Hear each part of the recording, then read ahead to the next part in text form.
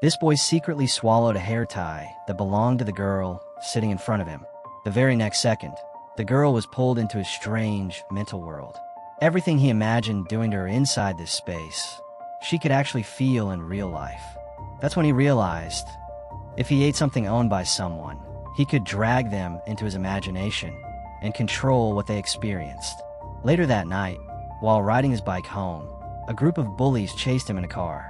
They only wanted to scare him, but the driver lost control and hit the boy, knocking him to the ground, then running him over again. They thought he was dead, but when they looked closer, it wasn't him lying lifeless behind the wheel.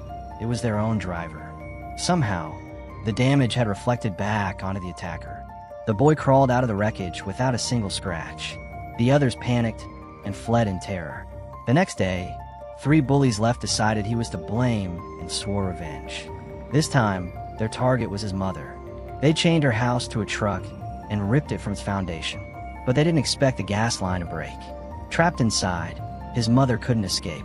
The house exploded in flames. When the boy arrived, it was too late.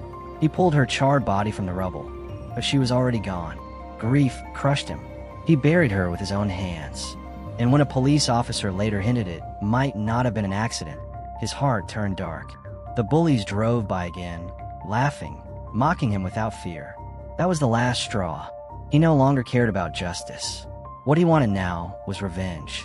That evening, while the bullies hung out near the lake, he stalked them silently. When a moment was right, he stole a piece of their clothing and swallowed it. Then he wrapped a rope around his own neck and began to strangle himself. In the distance, one bully suddenly convulsed, dragged helplessly into the water as if by invisible hands. The boy tightened the rope. Another bully collapsed.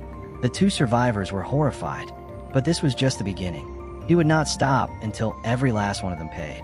The next day, during science class, the bullies thought they were safe. But Kelly walked in, eyes burning with rage, ready to make his second move.